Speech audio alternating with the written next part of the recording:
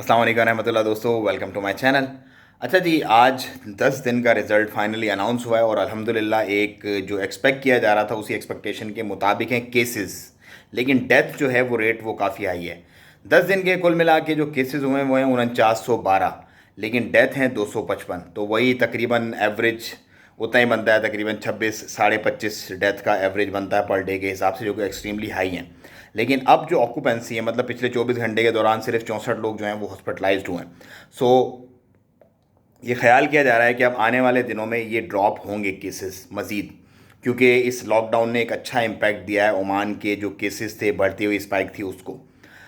अब इम्पॉर्टेंट बात करते हैं, अगर केसेस इसी तरह ड्रॉप रहते हैं सो देर आर चांसेस के एयरपोर्ट खोल दिए जाएं शायद। ये मेरी अपनी राय है, मेरी अपनी ज़ाती ये एक आप कह लें कि ख़याल है, और इसको मैं आप लोगों के साथ शेयर कर रहा हूँ क्योंकि इससे आपको फ़ायदा ही होगा, इंशाल्लाह नुकसान नहीं होगा। तो अब आप लोगों ने दो मेन काम करने हैं फ़ौरन। नंबर एक, तो आप जिसमें इंडिया में, पाकिस्तान में, जहाँ भी हैं, आप कोशिश करें कि आपको फाइज़र या फिर एस्ट्राजेनेका वैक्सीन लगे लाजमी, क्योंकि यूएई जो है और जो दूसरे गल्फ़ कंट्रीज़ हैं वो इसी को एक्सेप्ट कर रहे हैं ज़्यादातर। सो एक्सपेक्टेड है, चांसेस हैं कि शायद जब ओमान अपने मामलात को खोलता है, पूरी दुनिया, दूसरी दुनिया जिनको बैन किया हुआ अभी पाकिस्तान, इंडिया, बांग्लादेश की एंट्री को, सो ये शायद एक शर्त रख दी जाए कि ये वैक्सीनेशन अप्रूव्ड है, जैसे कि कतर ने रखी हुई है, कतर की वैक्सीनेशन अप्रूव्ड है, वही वैक्सीनेशन के दोनों डोज मुकम्मल होने चाहिए तो आप एंट्री ले सकते हैं कतर में।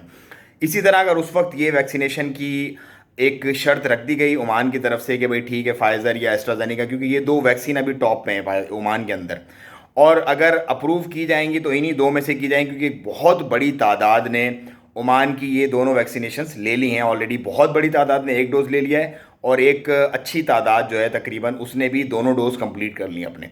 सो अभी से ही आप अपनी वैक्सीनेशन, जो पाकिस्तान, इंडिया में, बांग्लादेश में रहते हैं, कोशिश करें कि आप लोग फाइज़र और एस्ट्राजेनेका ही लें और उन्हीं के ही कार्ड बनवाएं, ताकि क्योंकि जब अनाउंस होगा ना कि भाई ओमान ने एंट्री खोल दी, वैक्सीनेशन लाजमी है, तो आप देखेंगे इस कदर रश होगी आपके मुल्कों में, जो पाकिस्तान और इंडिया में के, और ब्लैक में फिर आप लोगों को वो वैक्सीनेशन करवानी पड़ेगी और बहुत ज़्यादा कॉस्टली आपको पड़ जाएगी।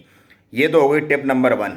नंबर 2, वीज़ाज़ के पॉइंट ऑफ व्यू से हो सकता है कि हेल्थ का जो मेडिकल चेकअप होता था उसके साथ भी ये वैक्सीनेशन का कार्ड हो सकता है कि लगा मांग लिया जाए, क्योंकि इट्स ऑल अबाउट कोविड, तो कोविड के गिर्द ही सारे मामलात घूमेंगे।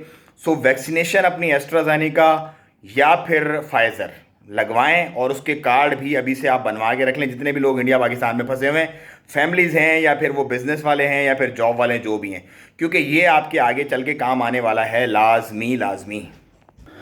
एयरपोर्ट का जितना भी स्टाफ है, अमला है, उसको वैक्सीनेटेड कर दिया गया ऑलरेडी। सो इससे, इन प्रिपरेशन से ये भी ज़ाहिर होता है कि अगर इसी तरह स्पाइक्स नीचे रहती है, क्योंकि एक दिन तो खोलना है। देखो, मुझे तो ये ज़िंदगी भर, लाइफ टाइम तो ऑफ कोर्स बैन नहीं हो सकता। बहुत सारे लोग फंसे हुए हैं वहाँ पे, जॉब्स वाले, फैमिलीज़ वाले, तो इंशाल्लाह मामलात बनेंगे। सो ये एक छोटी सी टिप है, इसको आप लाजमी दूसरों से भी शेयर कीजिएगा और ख़ुद भी अभी करवा लें वैक्सीनेशन। चलें, आज के लिए इतना ही। अगली जो वीडियो होगी इंशाल्लाह उसके अंदर वीज़ा और एनएफसी को कम्प्लीटली डिस्कस करेंगे और आपको अपडेट देंगे। दुआ में याद रखिएगा, चैनल को सब्सक्राइब करें, वीडियो को ज़्यादा से ज़्यादा शेयर और लाइक करें। अस्सलाम वालेकुम रहमतुल्लाह।